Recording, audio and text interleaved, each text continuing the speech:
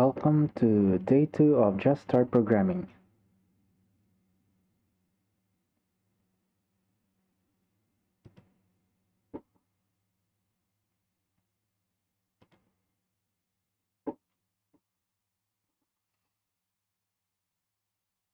So yesterday we were trying out the guessing game, Guess the Number.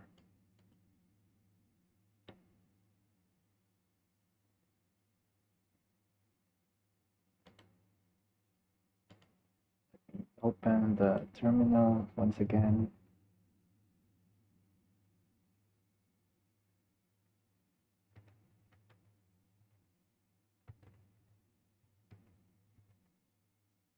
Guessing game.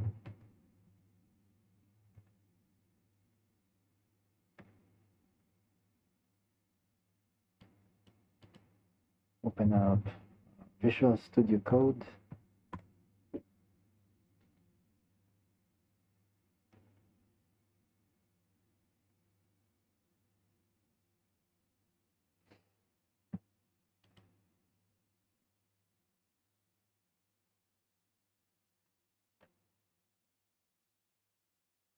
Alright, so apologies. Yesterday I think I did stop the streaming too early, and I did not show you guys how I was able to fix this part. So over here,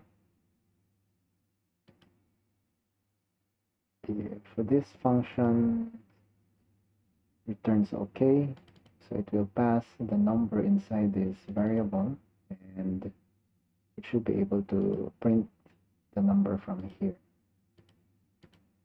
Okay, so let's try this out. Let me open a terminal from here.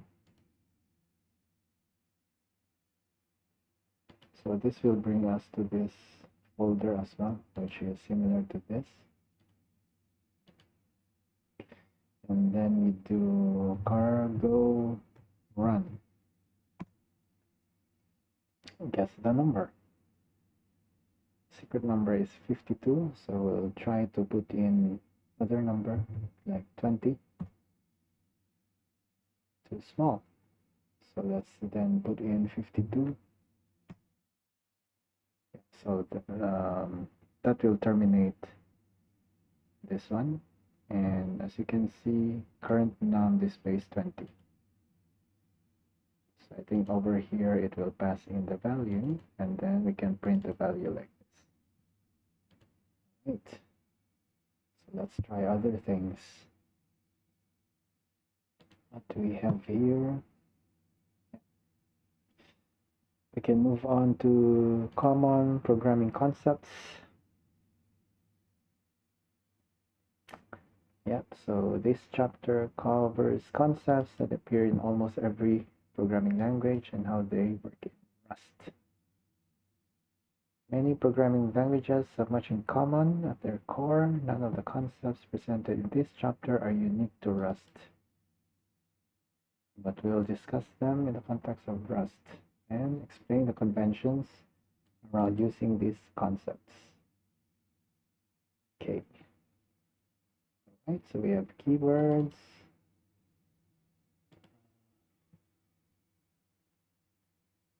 All right, so let's start with variables and mutability.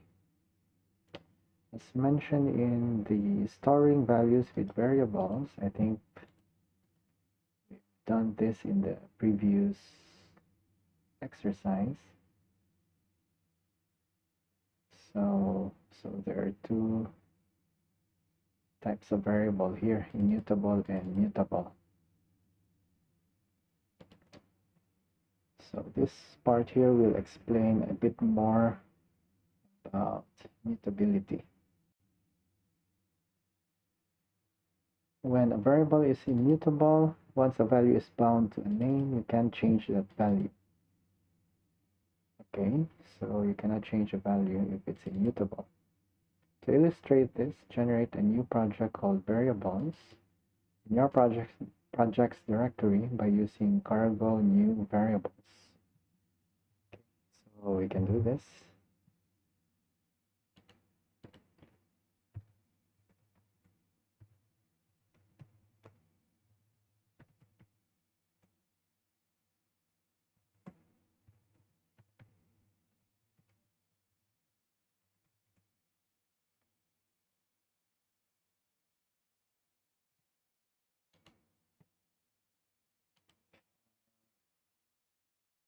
open that folder.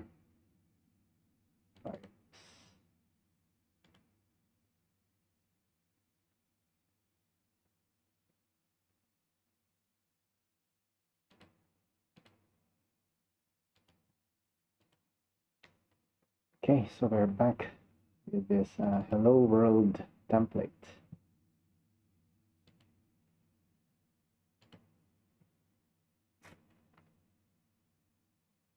Let x equals to 5, print line, the value of x is x equals to 6, print line, the value of x is this one. Okay, so when we do cargo run, it says here cannot assign twice to immutable variable x. Okay, because x here is immutable, so this is how immutable variables looks like. And then first assignment to x, and then over here 6 is assigned to x, so you cannot assign twice to immutable variable. Consider making this binding mutable, so that's when we can put mute like this, mute or mut.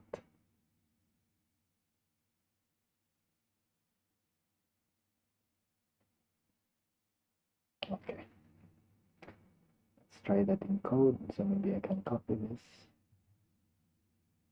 here. So over here, I think there's already an error. Cannot mutate immutable variable. Okay. However, in VI, we edit the source name. Here we cannot see this error or this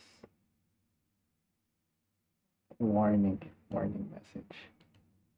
So let's pretend we didn't see that, and we do a cargo run. Yeah, so there's an error.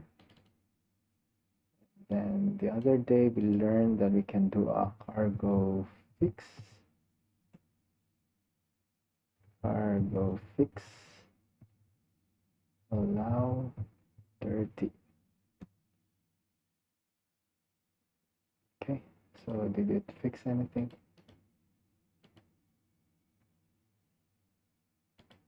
No. All right, but we can change it from here. Quick fix. Change it to be mutable. Okay, mute x by 32 equals to 5. And then we save this. Then the error is gone. So how about we do a cargo run here? Okay, so what has changed? So if you want to change the variable, we need to use mut, meaning mutable. Okay, let's go back to the documentation. Save and run, we have done that. This example shows how the compiler helps you find errors. Yeah. Receive error cannot assign twice to immutable variable x because we tried to assign a second value to the immutable x variable. It's important that we get compile time errors when we attempt. Okay. But mutability can be very useful and can make code more convenient to write. Although variables are immutable by default, can make them mutable by adding mut in front of the variable name as you did in chapter 2. Adding mut also conveys intent to the future readers of the code by indicating that the parts of the code will be changing this variable's value. For example, let's change main.rs to the following. Okay, mut. When we run the program now, we get this. Okay, so even if we did not put the I32, as long as you have mut here, then it will run. Let's try to press this one and see. Ah, it's quite convenient. Press the key to close it. Okay. So that's how it is. We are allowed to change the value bound to x from 5 to 6 when mut is used. Ultimately, deciding whether to use mutability or not is up to you and depends on what you think is clearest in that particular situation. Constants. Yeah, like immutable variables, constants are values that are bound to a name and are not allowed to change. There are a few differences between constants and variables. First, you aren't allowed to use mut with constants. Constants aren't just immutable by default, they're always immutable. You declare constants using const keyword instead of let keyword. The type of the value must be annotated. Okay. So there will be data types, that will be the next section. Constants can be declared in any scope, including global scope, which makes them useful for values that many parts of the code need to know about. The last difference is that constants may be set to constant expression. Okay, here's an example of a constant declaration. So we need to put const 3 hours in seconds equals 60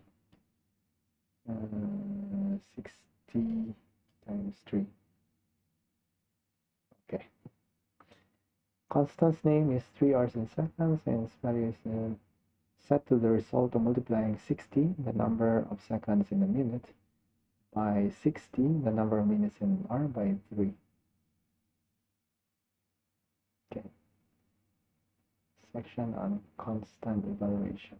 See Rust references section on constant evaluation.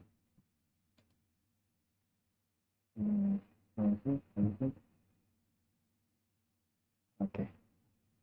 You can refer to that later. Constants are valid for the entire time a program runs, within the scope in which they were declared. This property makes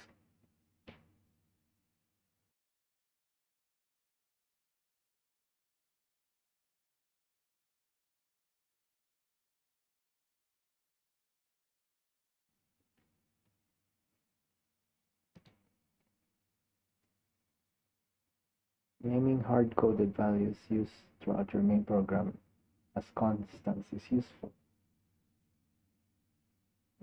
Okay. So we have let immutable, and then we have let mut to make it mutable. Now we have constants. Then shadowing. As you saw in the guessing name tutorial in chapter 2, you can declare a new variable with the same name as a previous variable. Stations say that the first variable is shadowed by the second. Shadowed by the second. Which means that the second variable is what the compiler will see when you use the name of the variable. In effect, the second variable overshadows the first, taking any uses of the variable name to itself until either it itself is shadowed or the scope ends. You can shadow a variable by using the same variable's name and repeating the use of let keyword as follows. Okay, so this is immutable, so x cannot be changed. Over here we have another x, but this time we use the let keyword. So according to this, it means that we are shadowing x from the previous one, and the compiler can see x. Here We have another x. The value of x in the inner scope is x. Okay, so that means x is 5. 6 times 2, will it be 12? Let's try to run this. Inner scope is 12, so it's correct. The value of x is 6. Okay, the value of x is 6, mainly because although x wouldn't change, but x here is used, you add 1, and it's shadowing this, so it becomes 6, because the compiler will see. Where is that statement? The compiler will see when you use the name of the second variable is what the compiler will see. Okay. The value of x in the inner scope is 12, the value of x is 6. Okay. Copy this also and run it in our Visual Code. V S, run it here. Okay.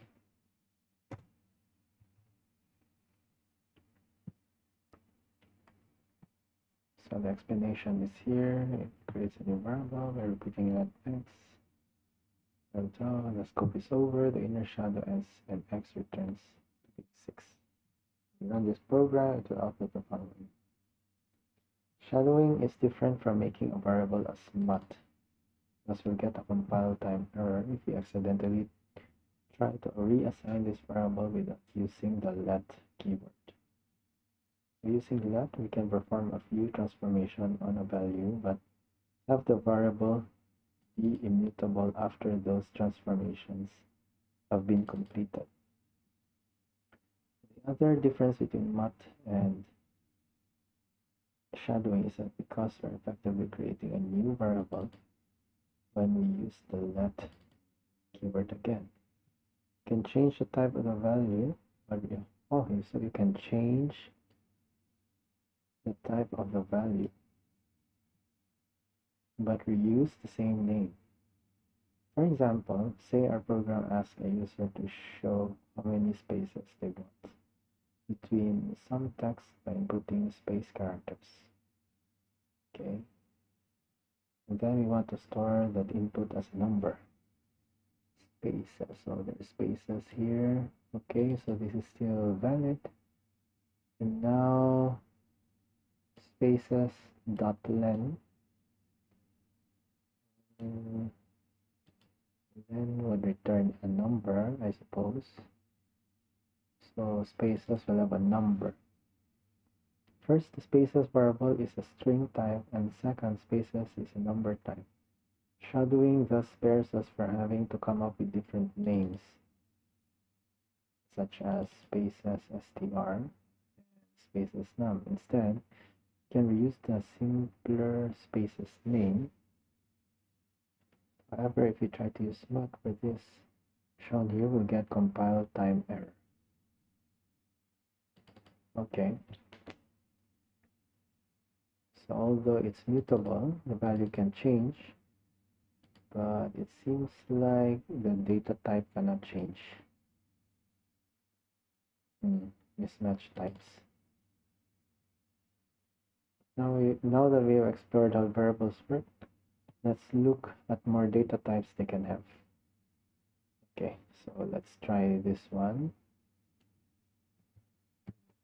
Try it out. Let me put it here. Save, run.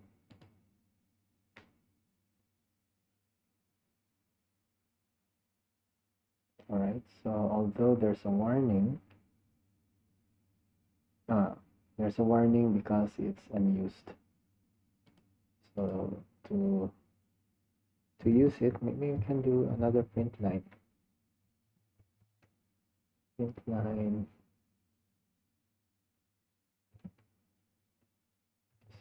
says is now equal to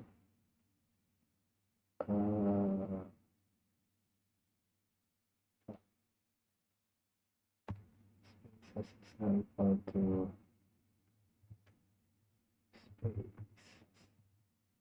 spaces.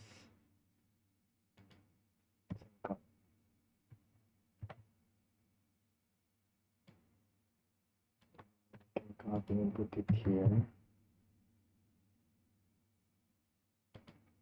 1, then this is 2. Okay, and let's see. Yeah, spaces is now 3. Why is it 3? Because of the length, 3 characters. Okay.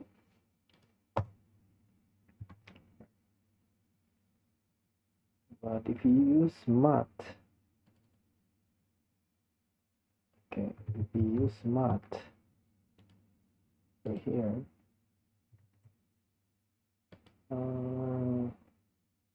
then this one we remove let because we're now using mut. Check. And then here we can see it tells the length of some. This thing is in bytes, not car or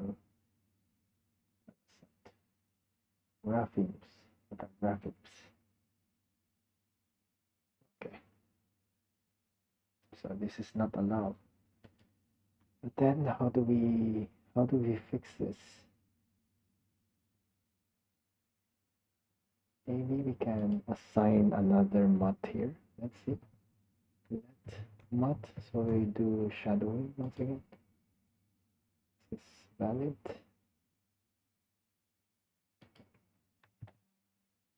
Yeah, so it's valid. We can change it, but will it change the data type?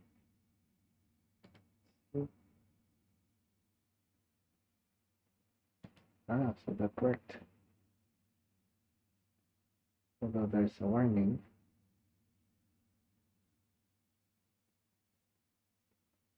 There's a warning, but it worked. Interesting. So we can change the data type, and we can do shadowing using mut. Yeah, so this one will already work. So work mainly because it's shadowing.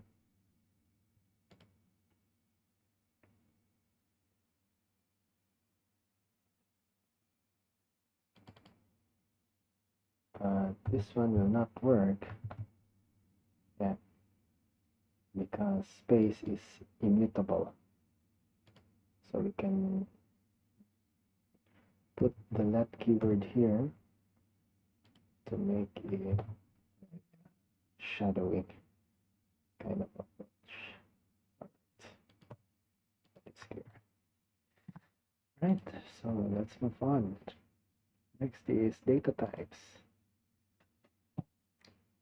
Every value in Rust is of a certain data type, which tells Rust what kind of data is being specified, so it knows how to work with that data.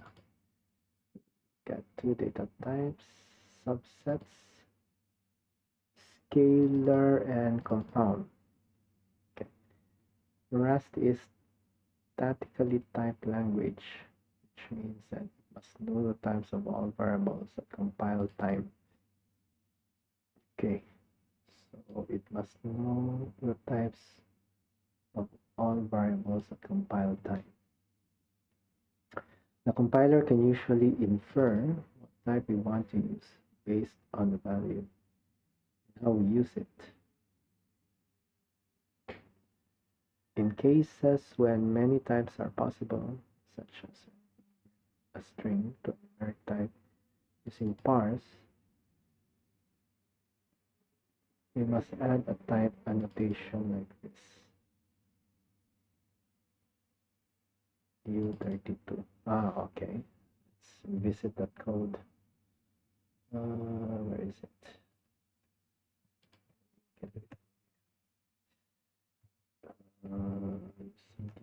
guessing game BI stars me.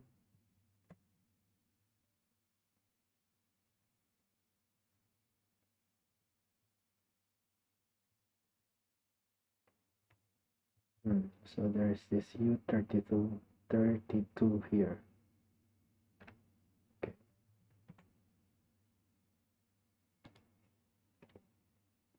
The U32 type annotation shown in the preceding code, Rust will display the following error, which means that the compiler needs more information from us to know which type we want to use. Okay, so this is string, you parse, expect, not a number. So it's expecting U32.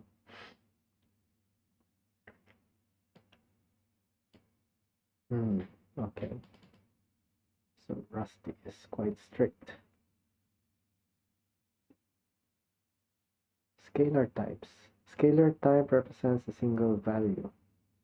Rust has 4 primary scalar types: integers, floating point numbers, booleans, and characters. They recognize this from other programming languages to how they work in Rust. Integer types. An integer is a number without fractional component. Okay, so it's a whole number. We use one integer type in chapter 2, the U32 type. This type declaration indicates that the value it's associated with should be an unsigned integer. Okay, signed integer type starts with I instead of U. Okay, U32, I32, okay. That takes up 32 bits of space. Okay, table, we use any of these variables to declare a type of integer value. Okay, so 32 is here, so it means it's unsigned. So it's 32-bit length. Okay, so we have this different variation.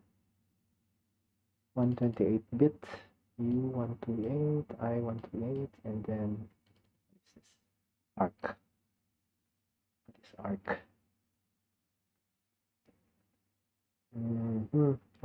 arc?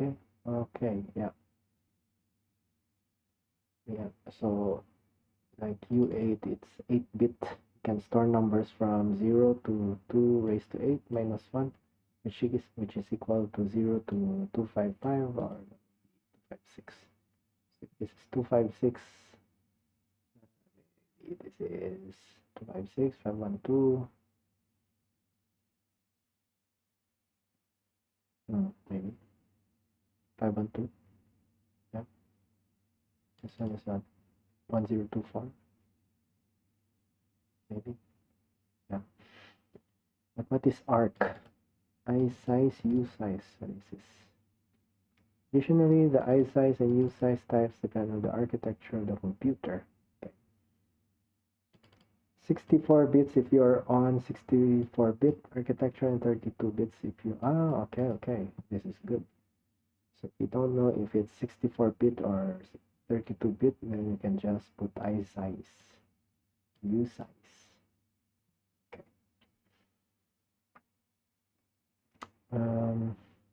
You can write integer literals in any form shown in table 3-2.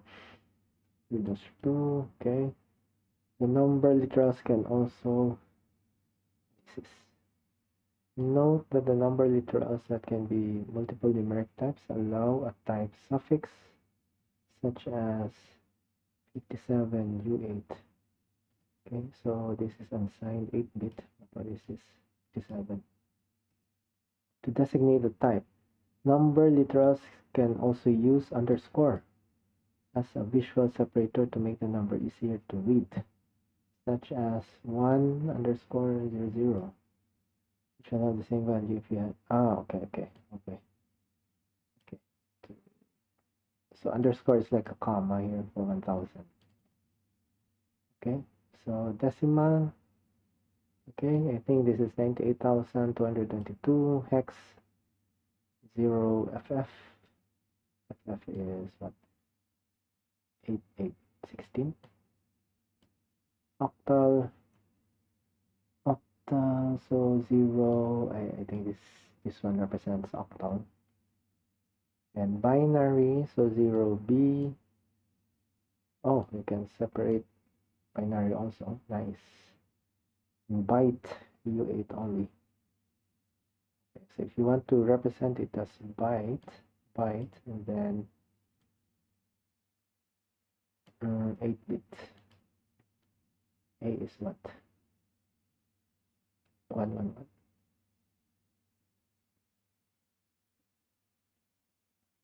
Okay. So how do you know which type of integer to use? Sure, Rust defaults are generally good places to start.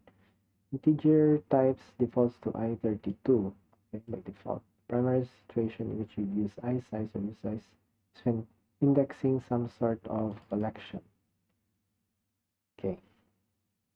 Integer overflow. Let's say you have a variable type of U8. It can hold values between 0 and 255. If you try to change your variable to a value outside that range, such as 256, integer overflow will occur, which can result in one of two behaviors. When you're compiling in debug mode, Rust includes checks for integer overflow that cause the program to panic runtime.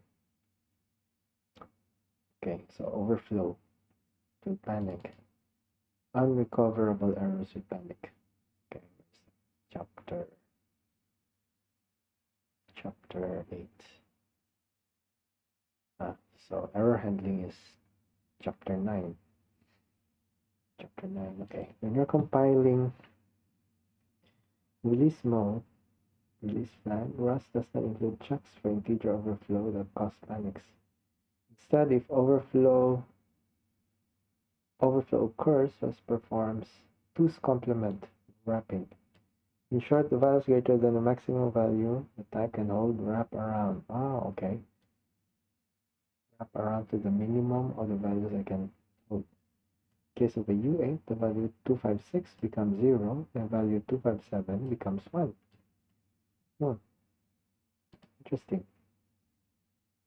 Let's try that one. Let's see.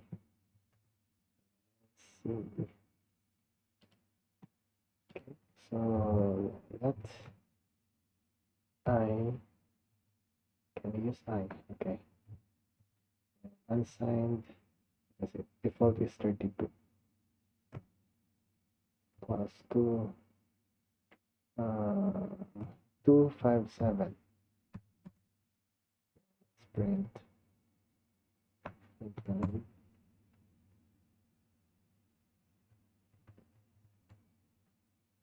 I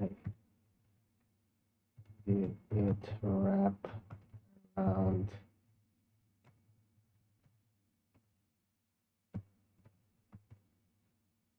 I equals to this one. Save. Let's run.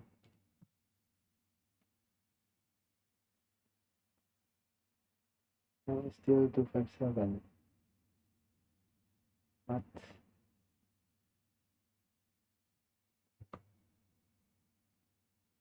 It's U8. U8. Mistake. It should be U8.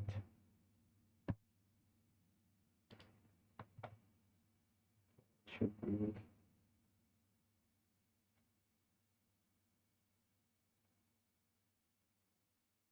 It's a problem. But can we run it? Error could not compile variables. Okay. So I think we need to run it as release. Okay, so let's go back to and cargo run / release.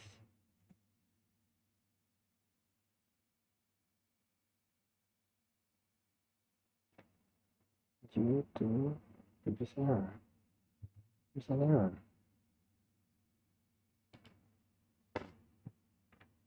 compiling in release mode. Oh, I think compile. So we need cargo build. Cargo build dash release.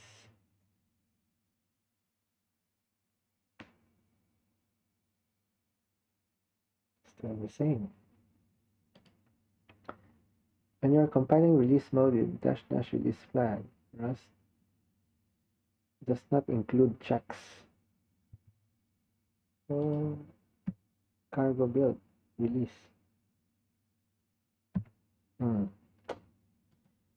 It did check for it. Oh, maybe we need to do Rust C. CD source. Let's try Rust C release.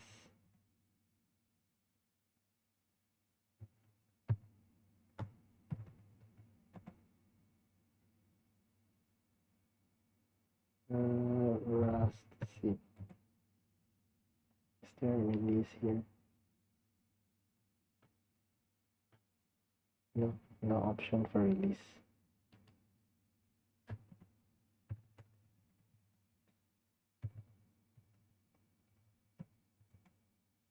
So this one will flag an error. Cargo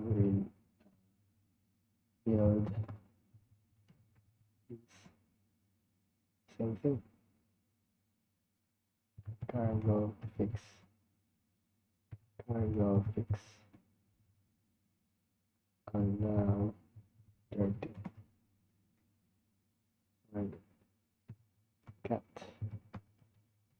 Does it look now?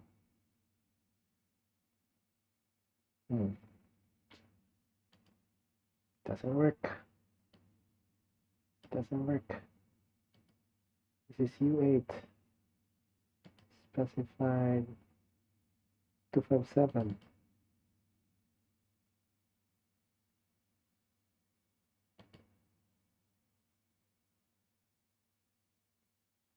Compile time. Okay. Let's try something.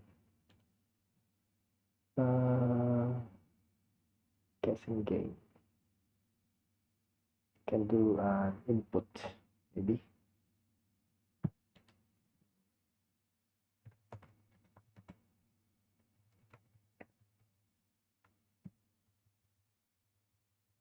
Cat guessing game source.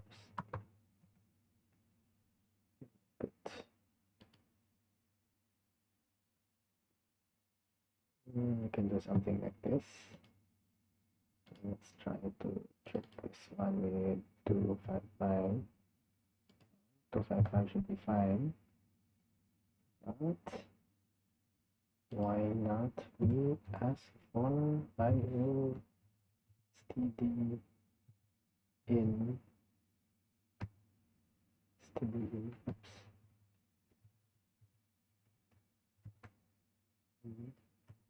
Read line 1%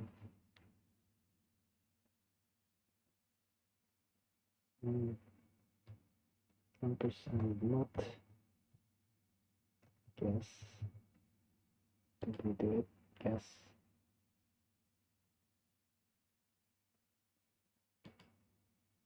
And expect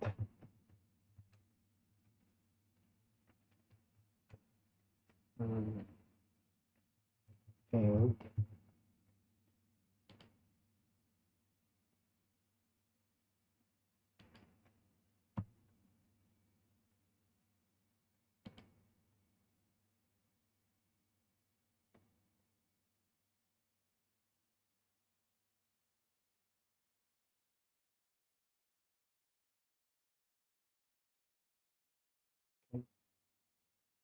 Then we can copy that one. Net guess. Okay, so our guess is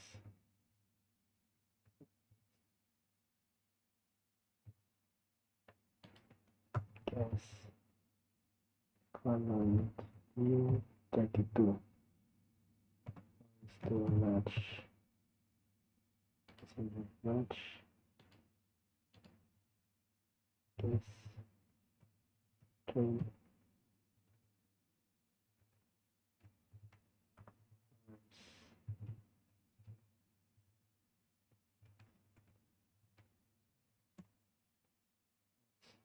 Okay.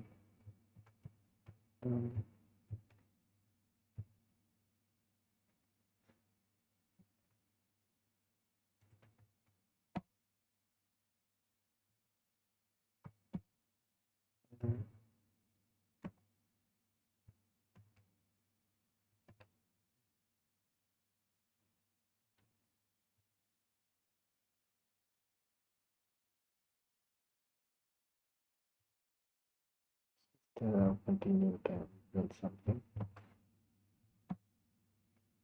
Print line.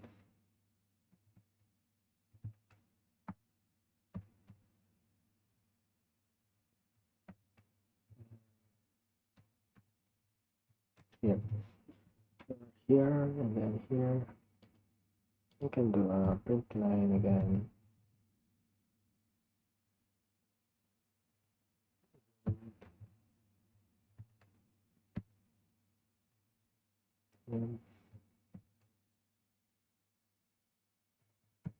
Because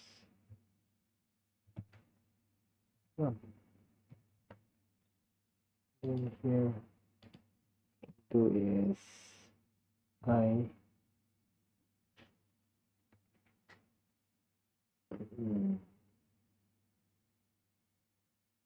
equals to I plus none. So okay, so compile time doesn't know about num, guess. But I here I is immutable. So let's do foreshadowing. We can put let I here. Then let's see. Num I is equals to I is 257, so 255, that's 0 to 255 is 256, so put 257, then it becomes 1.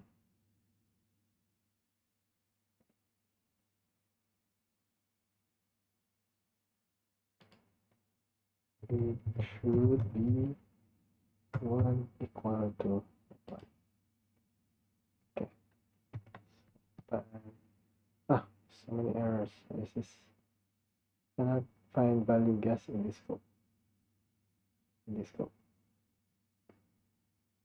Okay, because we have this one. Oops. I was trying to do.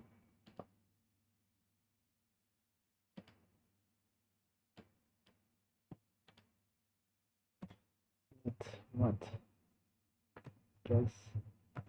Let's do a string. New. So this is a new string. Guess is mutable. If we use guess here, mutable. I don't know what's the ampersand mean. And here, there's an error. Mismatch types. Expected U32 found. Okay, because we tried to add num U32. Maybe let's change it into 8. U8. Okay, U8, yes. Parse. That's the error here. Expected U8 found parentheses.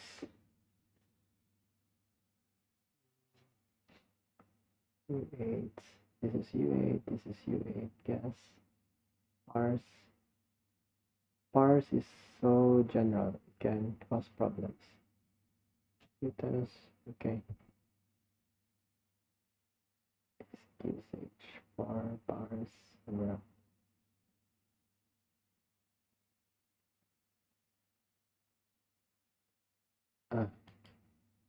Guess it's unit. Well, what's the error here?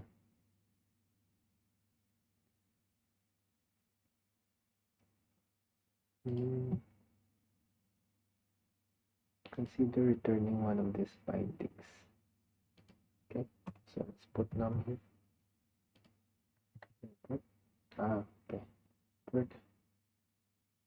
Guess it needs to return something. Now here, what's wrong here?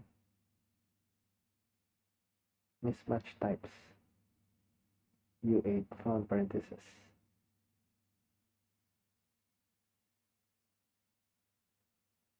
Parentheses. Okay, can we do something like U8?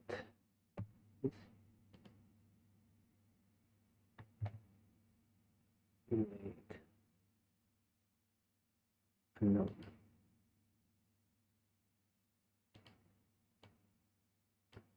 What is this?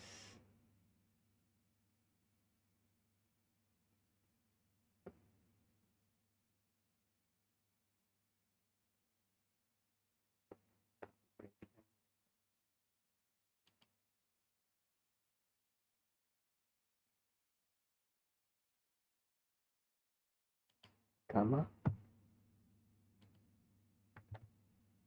Oh, comma. Semicolon here. Let. This one. Expected U8 found parentheses.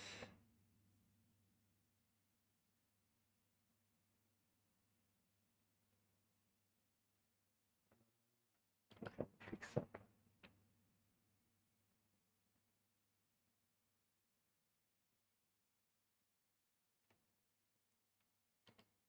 Two parentheses here.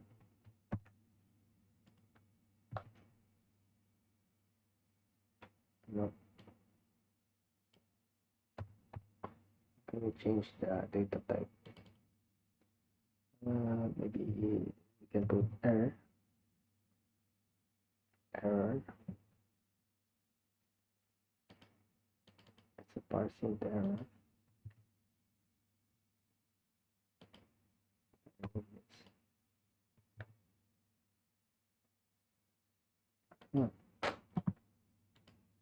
Fix that one. Guessing game. What's the underscore mean? Underscore.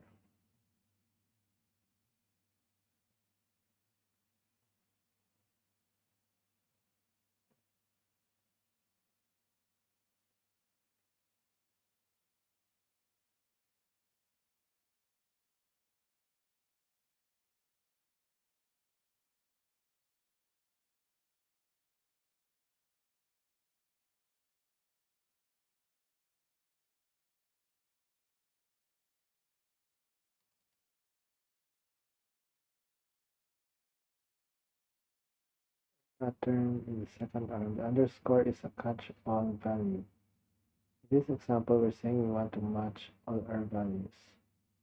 No matter what information they will send. So the program will execute the second arm's code continue, which tells the program to go to the next iteration. That's for another guess. So effectively, the program ignores all errors that parse line counter. Okay, so maybe we can just put continue. Let's try continue.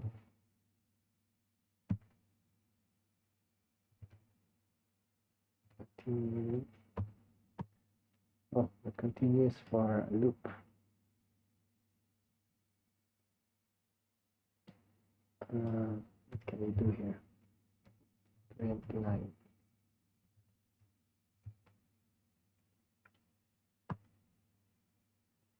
Something like error.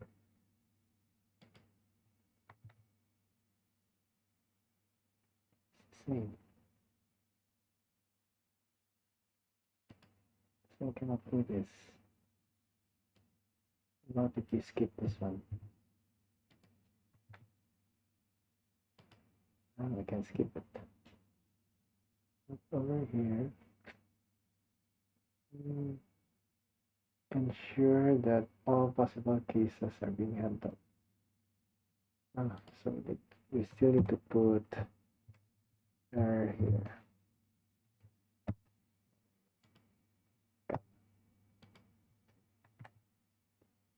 Allow. No.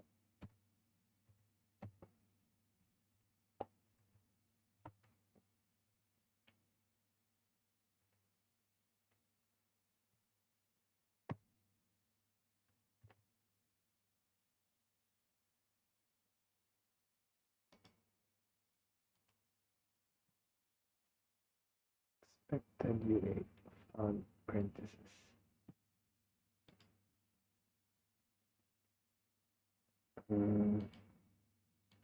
Supposed to return something.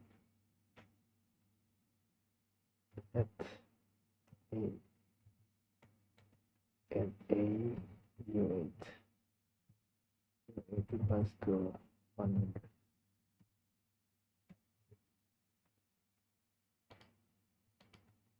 So now, okay. So it needs to return U8. Okay. Yeah. Strict. Okay, so let's run and see if this one becomes 1. This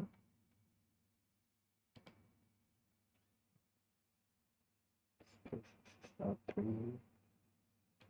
And put what? 257. Did it wrap around? No.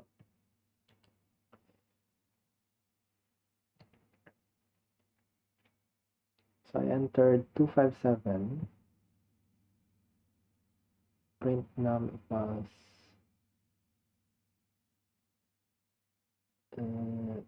guess unused variable.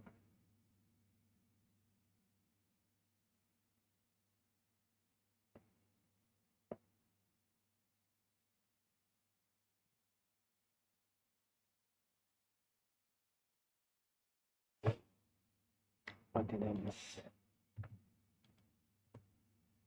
Unused variable. Why is it unused?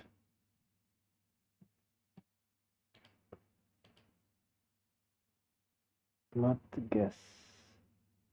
Not guess. Not guess. Let guess. So guess is now U32.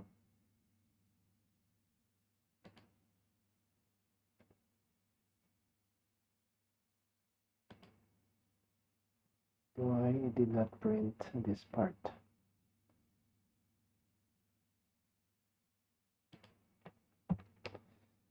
Print 9.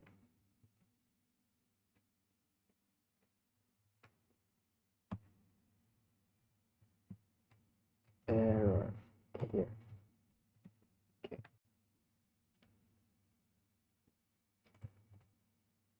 Eight. Yeah.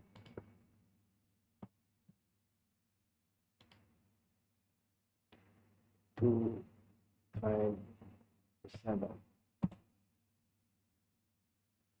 So it encountered an error and it did not wrap around.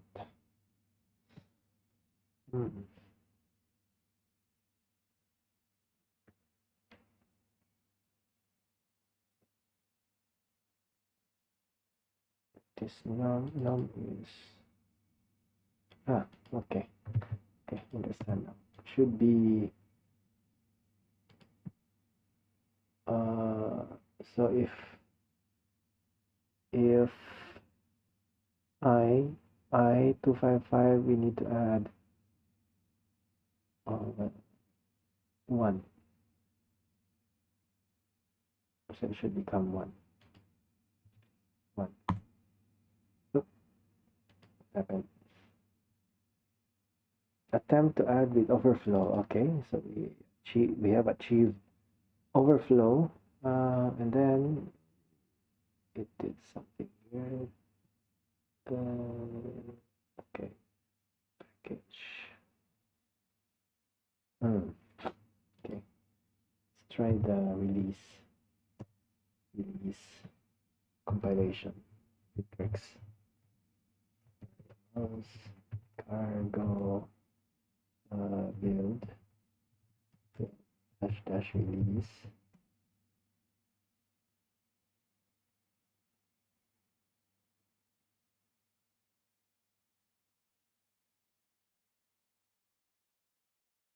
Okay, and cargo run 1.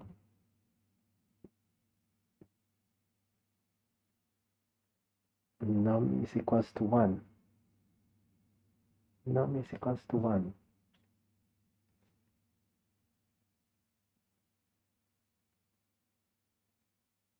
Print line. Attempt to add with overflow. Note run in display. Okay, because we wanted to do an overflow here, so it did not print this. Yeah.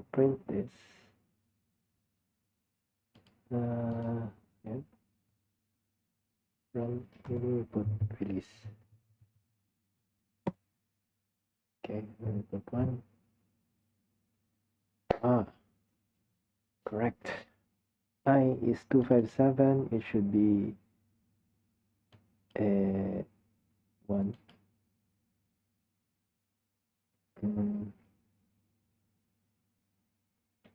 255. Okay, maybe we need to put in 2 because 0 to 255 is 256. Okay, we need to put in 2. 2. All right, so we achieved our goal, so that is clear. Okay, good. Let's come back to data types.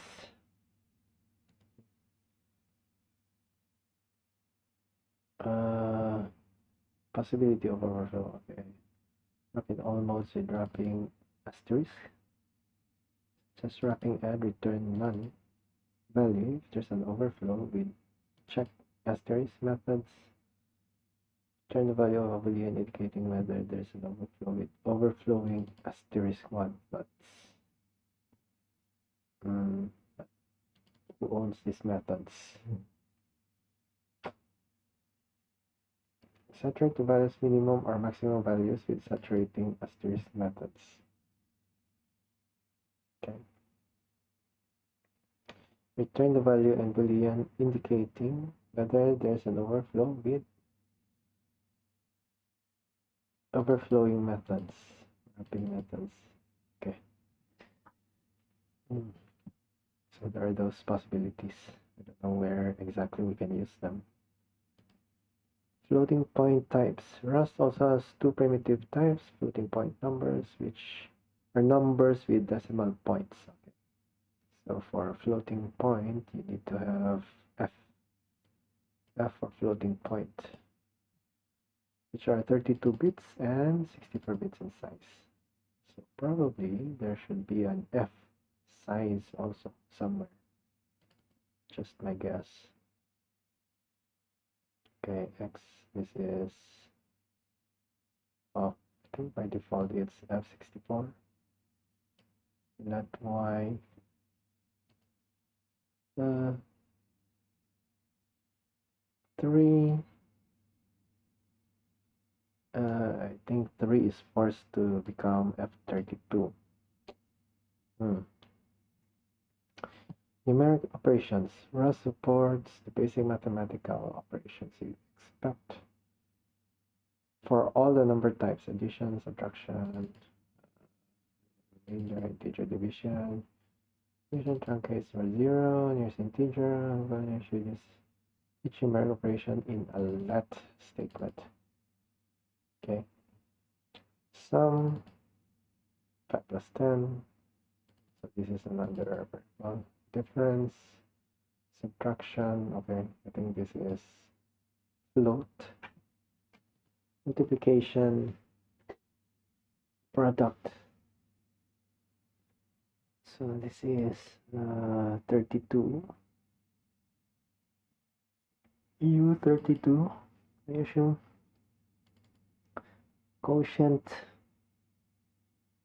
This is float. I'm not sure what is the default. Okay, default is F64 it seems. Then -5 divided by 3. So let's say -1. So this is signed.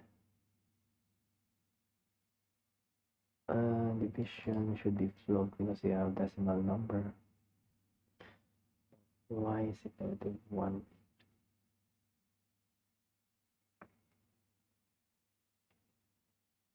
It's integer division, maybe.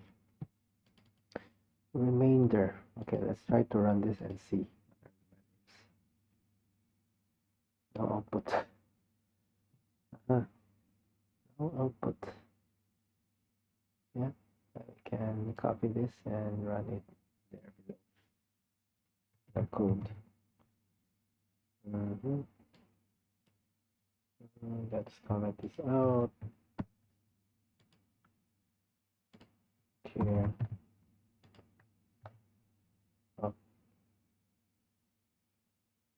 Automatically it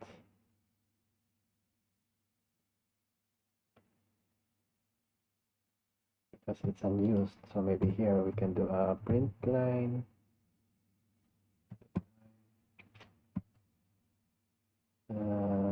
Truncated is equals to truncated, and let's see, why is it -1?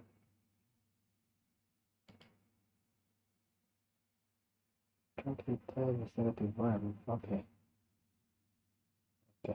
so it's integer division. This one remainder. This is like a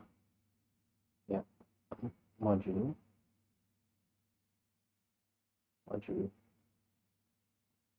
So should return what? 3. Let's see, 8, 9. Remainder plus remainder.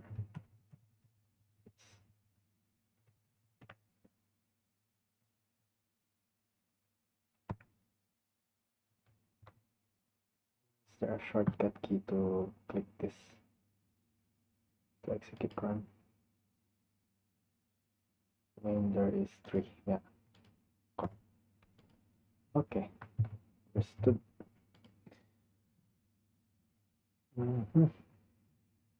So where are we? Each expression in statements uses a mathematical operator. Okay, Boolean type. So for Boolean, you have true or false, so small letter. Yeah, okay. And then you can do something like this. F, force it to be Boolean explicit notation. I think in Rust, when you're in Visual Studio Code, it will automatically provide the data type. I'm not wrong. Yeah, you see here. If I delete this, double click and it will explicitly define. Oh, something interesting. This one doesn't have a space. This one has a space. If I save, it's not allowed.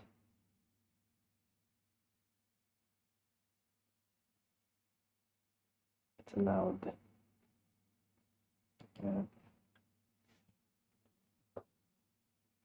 It's allowed. So how about we try cargo clippy 11. Intentional prefix with underscore.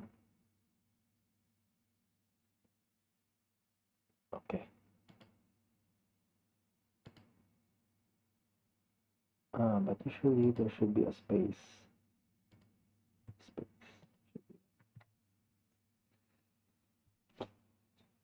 Okay, but this one, because we did not use it, it's a used variable. So put underscore.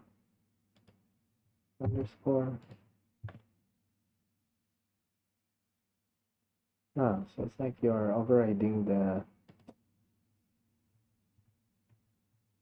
compiler warning. See this rename. Okay, it shows up here as well. So if you stick to typical VI, then you wouldn't see this unless if you compile it. Alright. So it's good to know that there are booleans. Bool, not boolean, but bool, and small letter. True and false. Okay.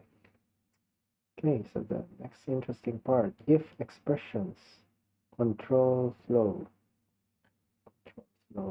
Yeah, okay. Character type. Car type is the language's most primitive alphabetic type. Okay, C is Z, Z, YZ.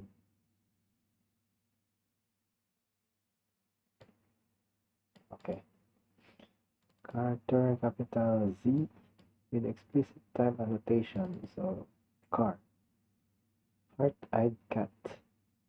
Oh, emoji can be character as well. It's interesting. Let's copy this. Put here.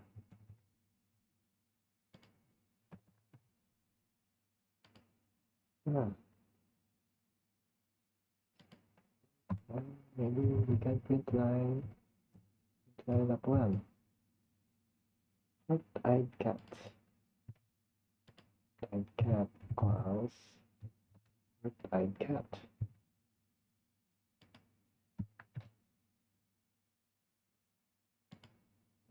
And let's see, cargo run. It shows up. Amazing.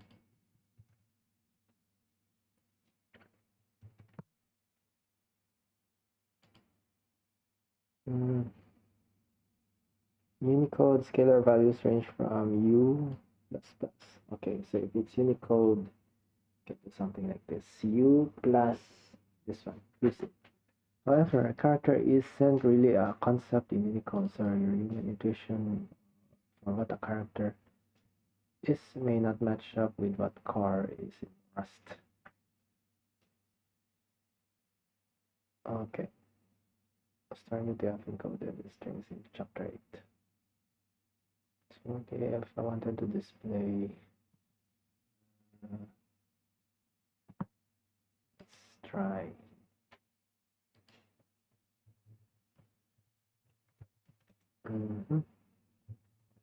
Finger emoji. Unicode. Okay. It's the emoji. Copy this.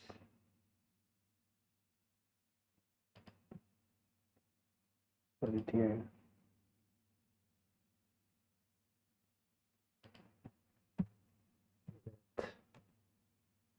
Pointing to the car plus tool. This one.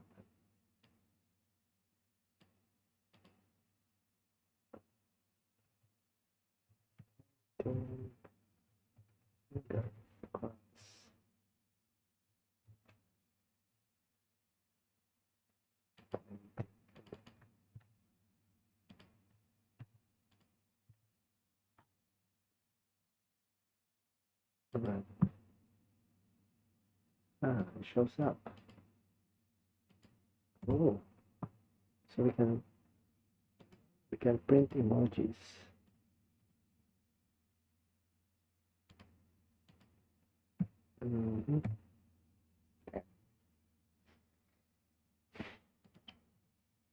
Okay, so let's just this one. Let's come back here. Compound types.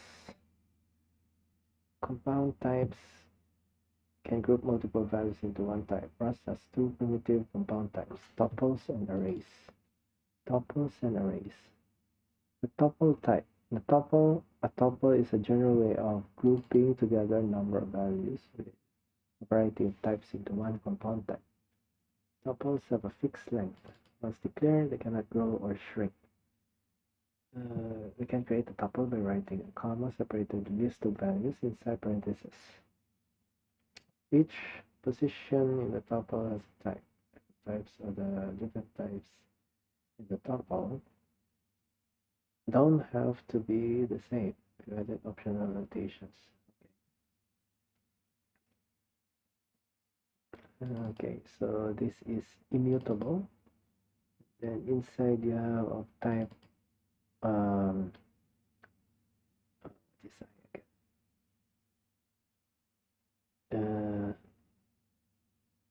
32.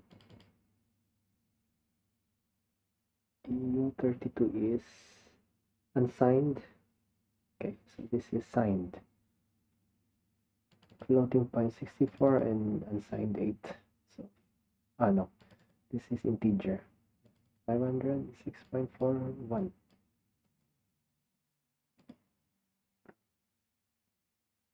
No output. Okay. Binds to the entire tuple because a tuple is considered a single compound element. To get the individual values out of a tuple, we can use pattern matching to destructure a tuple value like this. Okay, so tuple let. So this is shadowing, and then we can. Not sure if this is shadowing. It seems like it's another variable, so it's a new variable. Then here y. Okay, so this is how we can extract tuples. Okay, this program first creates a tuple and binds it to the variable top, and then uses a pattern with let to take out top and turn into three separate variables. It's called destructuring, not destructing. Destructuring because it breaks single tuple into three parts.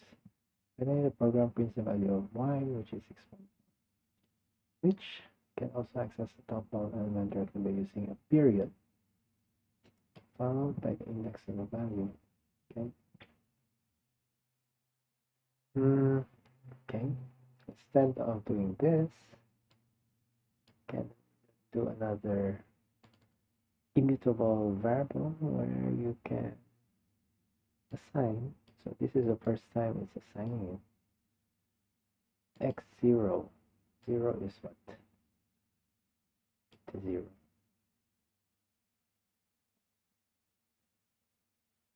As with most programming languages, the first index in a tuple is 0. Okay. So maybe this one. X1 is this one.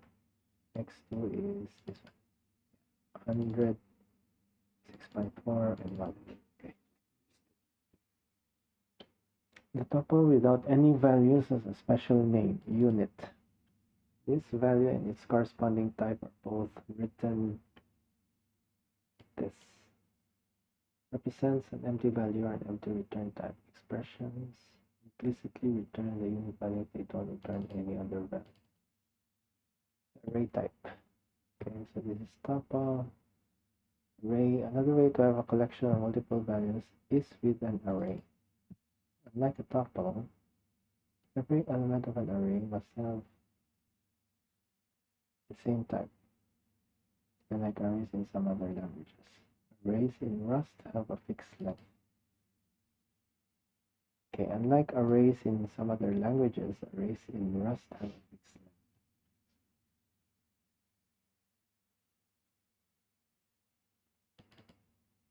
Yes, comma separated list inside square brackets. Okay, we can do something like this. Mutable a array. Okay. Arrays are useful when you want your data located on the stack. Okay, so arrays are allocated on the stack. The same as other types we've seen so far rather than the heap. We will discuss the stack and heap moreover in chapter 4. Okay, chapter 4. When you want to ensure you always have a fixed number of elements, an array isn't as flexible as a vector type. Okay, array, and then you have a vector type, which is more flexible type. Though a vector is similar collection type provided by standard library that is allowed to grow or shrink its size, whether to use array or vector, chances are you should use a vector. Okay, chapter 8. So it means vectors are better. Okay. However, arrays are more useful when you know the number of elements to change. For example, if you are using the names of the month. Okay. Okay. So arrays are like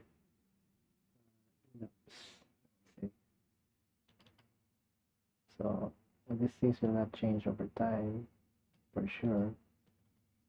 It's only up to December, so we can represent that as array.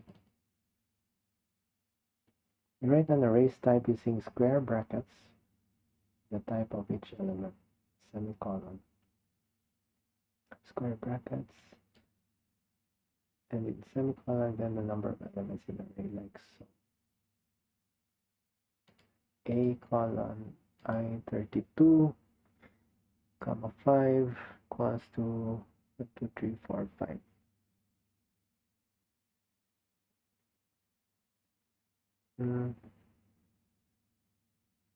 Okay.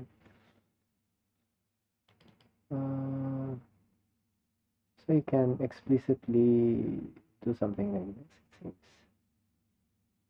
this also okay. Let's try this one and see. Maybe the compiler will complain.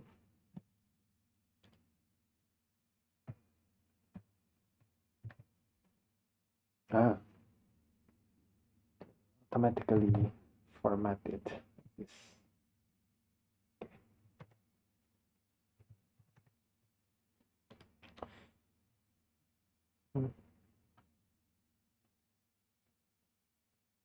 Okay. I32 is a type of which element after semicolon the number is 5 indicates that array contains 5 elements. You can also initialize an array to contain the same value, 3, followed by semicolon with the length of the array in square brackets. Initialize an array to contain the same value. Okay, so I think 3 is the value and then 5 elements. Okay. Accessing array elements. Okay, so A bracket 0, 0 is the index, so it's almost the same as other programming languages. Okay, it starts with 0. Okay, valid array element access. So 5. You have an index here, which is string. You read it as a string, mut, then index usize. So usize will be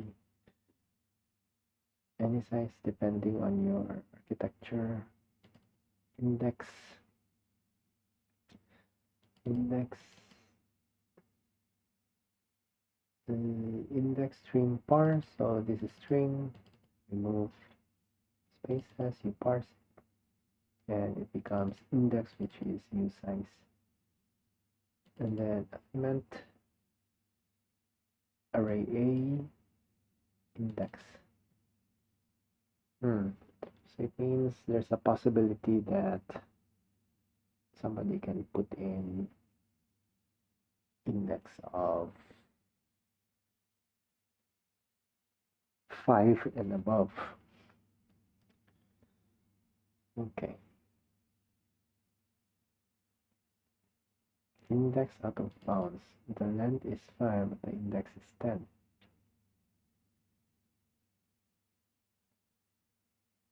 This code compiles successfully.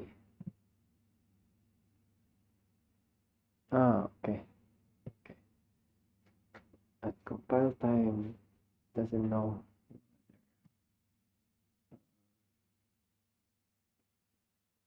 Somebody can just input an array index size 5 or 4. Yep. So the program resulted in a runtime error, the point of using invalid value. Okay.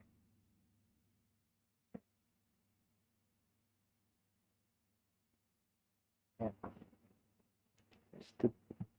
Where are we now? Functions. Okay, functions are prevalent in Rust code. You've already seen one of the most important function, which is main, which is the entry point of any programs. Also seen keyword, which allows you to declare new functions. Rust code uses snake case. Okay, snake case. Underscore. Snake case. In which all letters are lowercase and underscores separate words. Here's a program that contains an example function. Wait. Another function.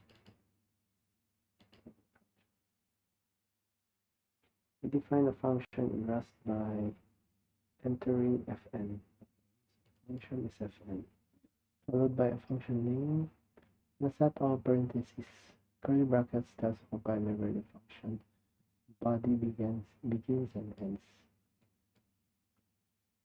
Function, another function after the main function. We could have defined it before as well. Rust doesn't care whether you define your functions, only that they are defined somewhere in the scope that can be seen by the following. Main is here, and then the function is here. Okay. Maybe that's great.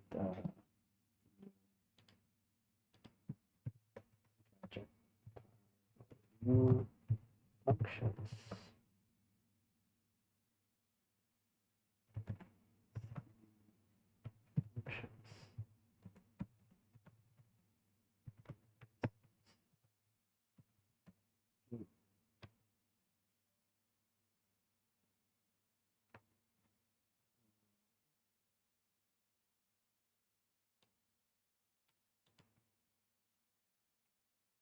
So, for example, do it.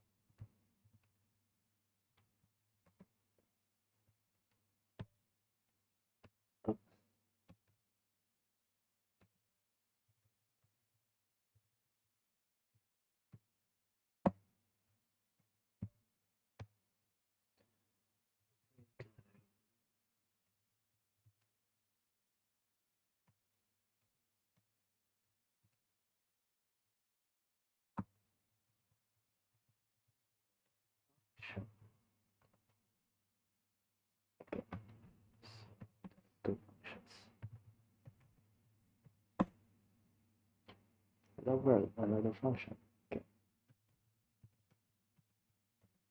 So, for example,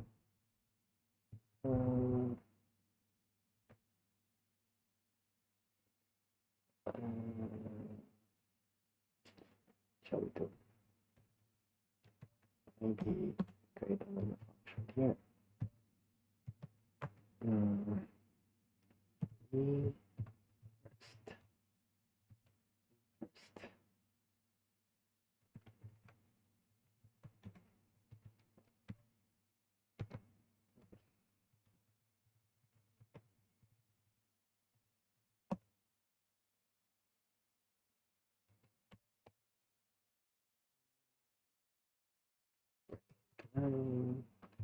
Oops.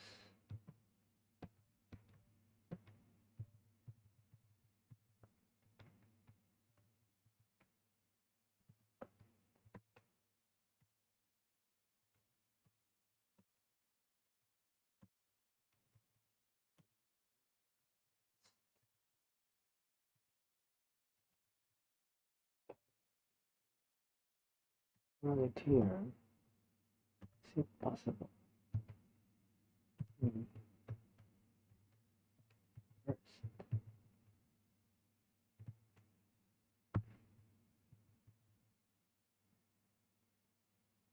So hello world, another function, and we first.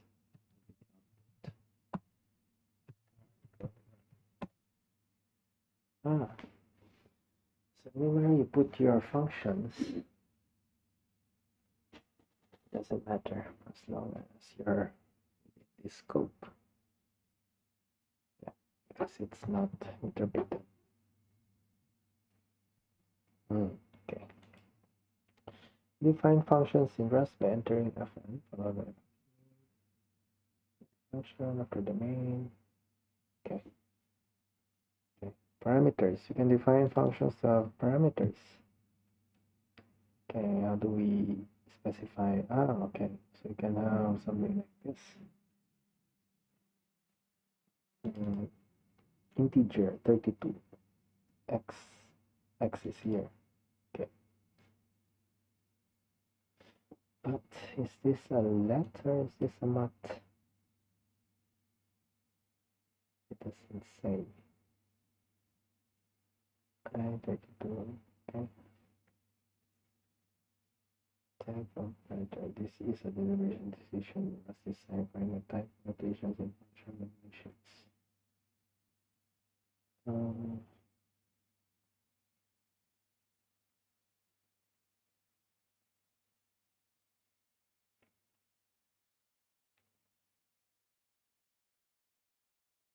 We must declare the type of each parameter. When defining multiple parameters, separate parameter declarations with commas like this. Okay, comma, unit label, car. Okay. This example creates a function named print label measurement.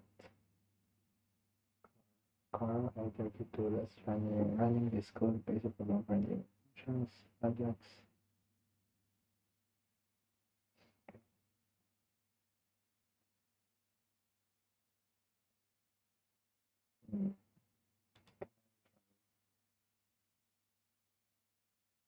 Measurement is 5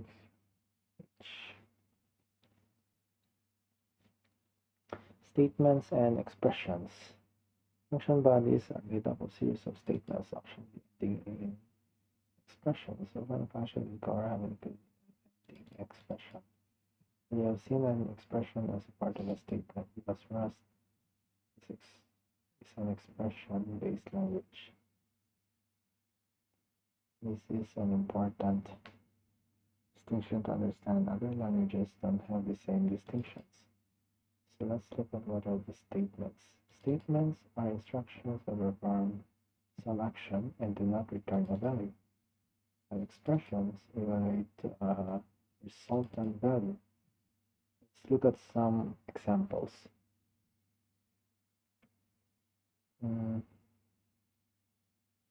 With a let keyword is a statement.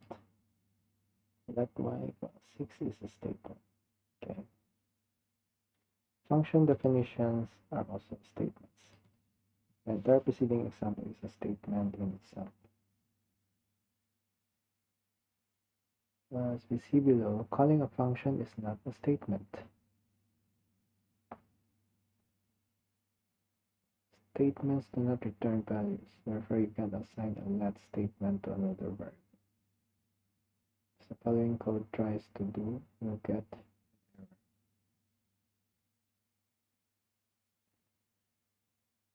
And that y was 6. Okay. When you run this program, the error you get, it looks like this.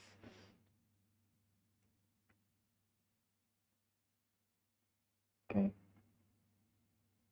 Unnecessary square parentheses around assigned value. Okay, gonna do something like this. Assign it to x.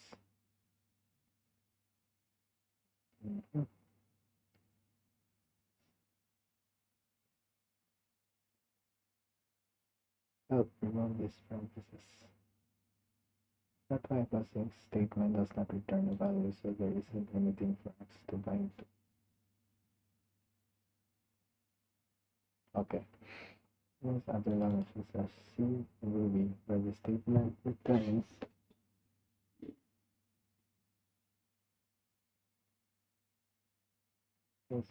the value of the assignment. In those languages, you can write x equals to y equals to 6.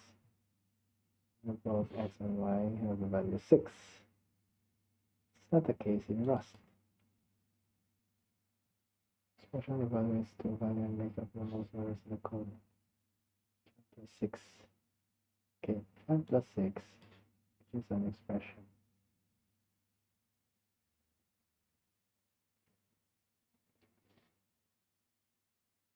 That y equals 6 is an expression that evaluates to the value 6. Calling a function is an expression. Calling a macro is an expression. It's a macro. A new scope block created with curly brackets is an expression. For example, y, we could do something like this. So it's an expression. Let x equals 3, x plus 1, x equals to 3. So this is immutable. Then something is returned and binded to y. Okay, x plus 1. So 3 plus 1, 4. Y is 4.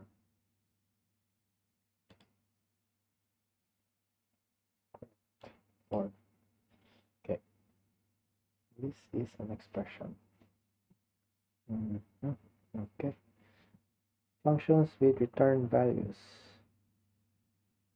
Okay, we don't name return values, but we must declare their type after an arrow.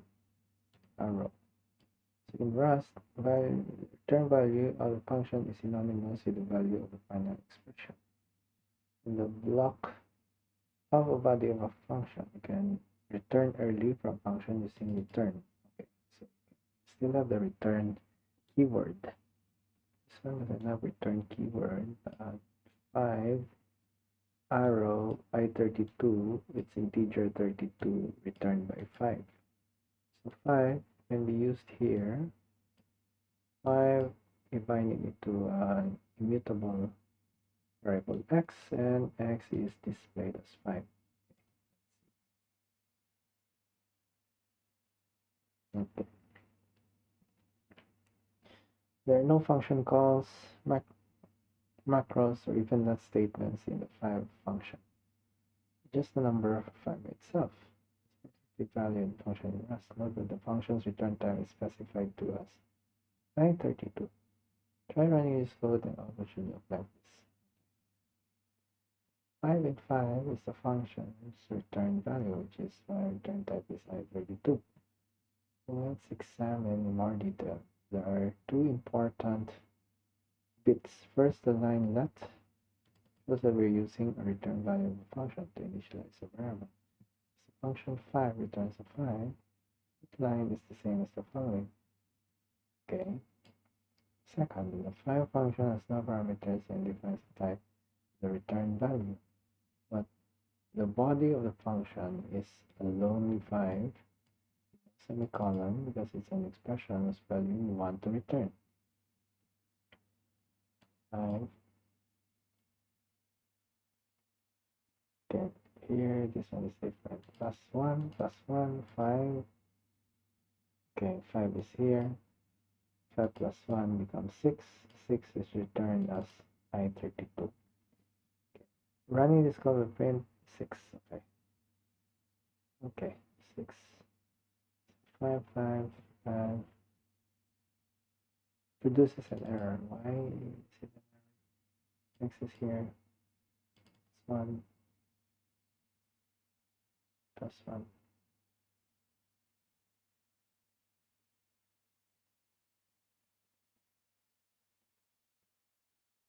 Ah, because of the semicolon. Okay, because this is an expression. Remove this semicolon to return this value. Okay. The main error message mismatch types. Okay. It suggests removing this semicolon which would fix the error. Okay. What I wanted to try is this one. Let me try.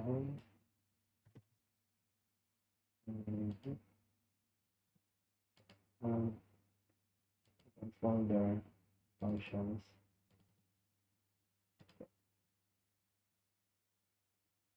Oops. Okay, this should be fine.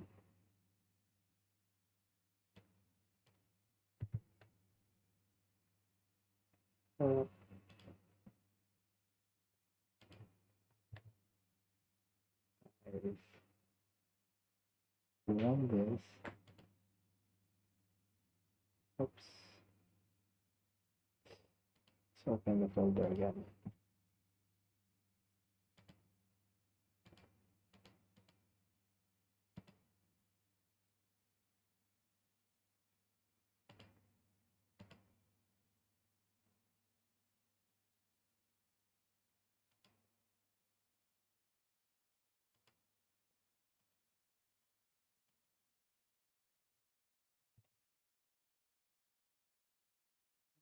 Okay, I cannot run it anymore.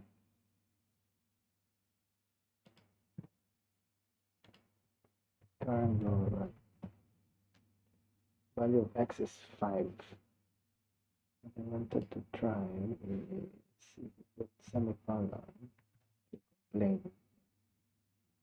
Because now this is an expression, I assume. I remove the semicolon. Okay, but what I'll do is I'll put return 5.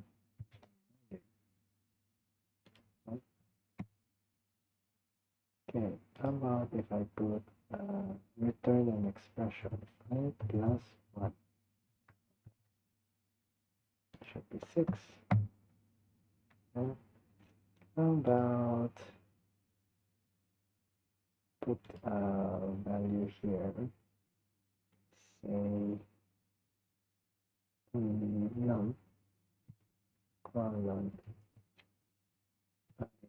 32. Put here, and then here I put 5, 32, and 10. Okay, stop. Can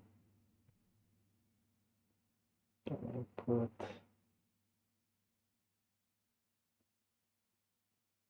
I8? Or is it a complaint? And change this to I8. If I mismatch type. Oh, mismatch.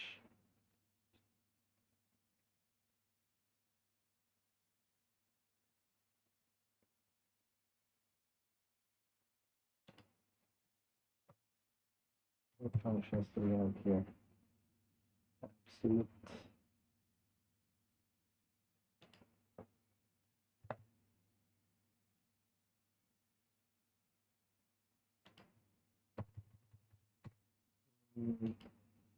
can force it to become I8, I32.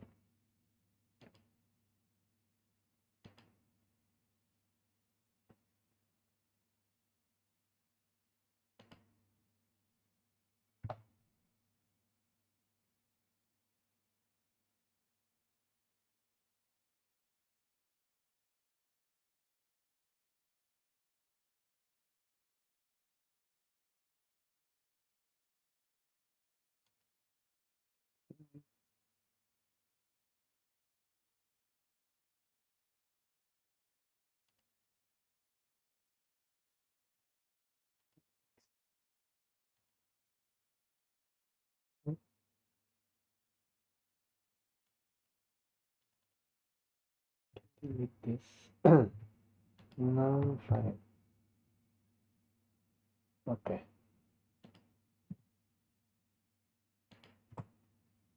Right.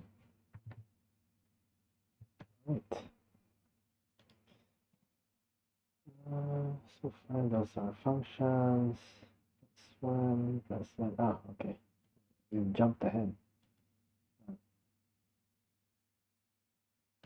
Yeah, so that is an expression. Okay, next topic would be comments. Hello world on each line. Oh, we have to do it on each line. So over here also.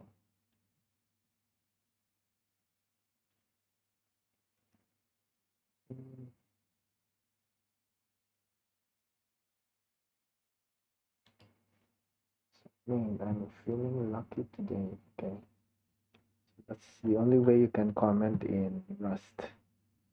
// Okay. Control flow, ability to run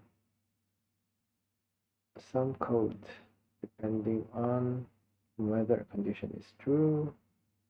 It's true, basically the block. Oh, okay, so first one is the if expression conditions. So if number less than 5 and 3 is less than 5, this is true, then you print this one. If and then else. Okay. If an expression starts with a keyword if followed by a condition, in this case condition checks not a variable number. Okay. Optionally, we can also include else expression.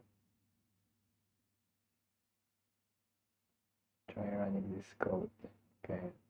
Changing the value of number 7 and it becomes false.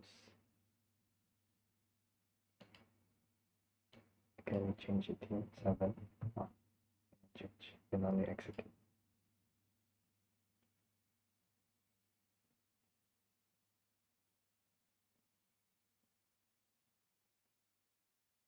If number. So this is always true. Condition. Condition this code must be bool. Condition isn't bool, you'll get an error. Ah, okay, okay. Okay, so this is a number, but it's expecting bool, of course. It'll be an error. Number not equal to 0. Okay, so we can also create something like not equal. Handling multiple conditions with else if. Maybe let's create another project. Okay. Shall we call this control flow? Control flow. Okay. Go back here. Folder.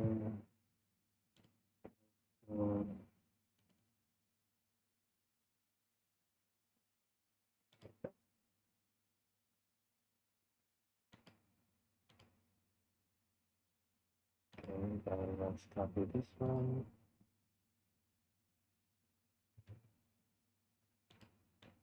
Okay.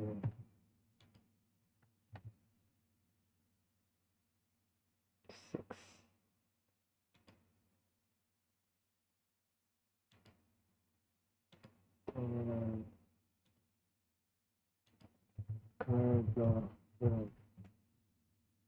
Number is divisible by 3. It's divisible by 3. 6. Yeah. Okay, so modulo. Okay, so if number modulo for equal. Okay, you can do equal. Okay, so not equal, greater than, less than. Maybe there's also greater than equal. Else if else if else. Okay, so the basic if else statements.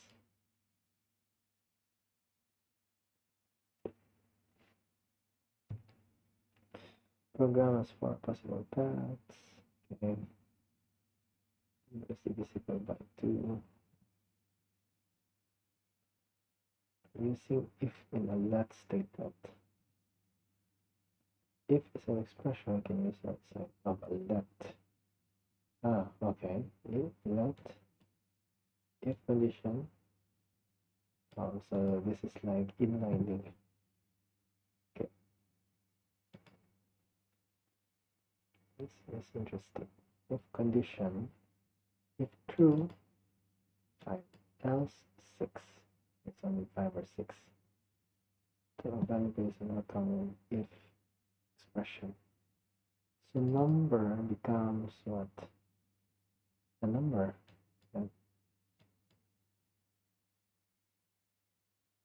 Remember that the blocks of code to evaluate the last expression in them in the numbers by themselves are also expression.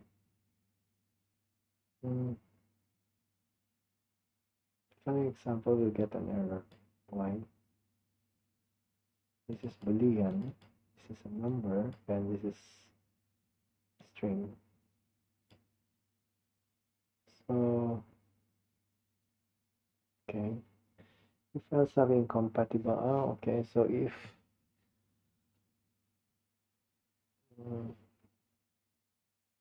you bind it into a variable, it should be the same data type.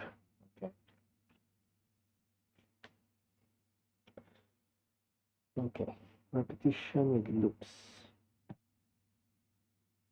Repeating code with loops. Loop again, so this will loop forever. Okay, again, until you press Ctrl C.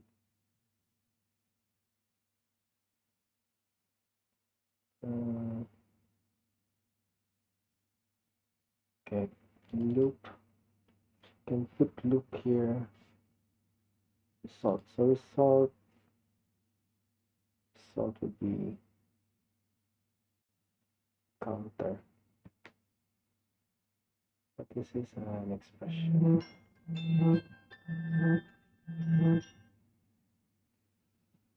Okay, so I think we can end here. So thank you for watching. This is day 2. Just start programming in Rust.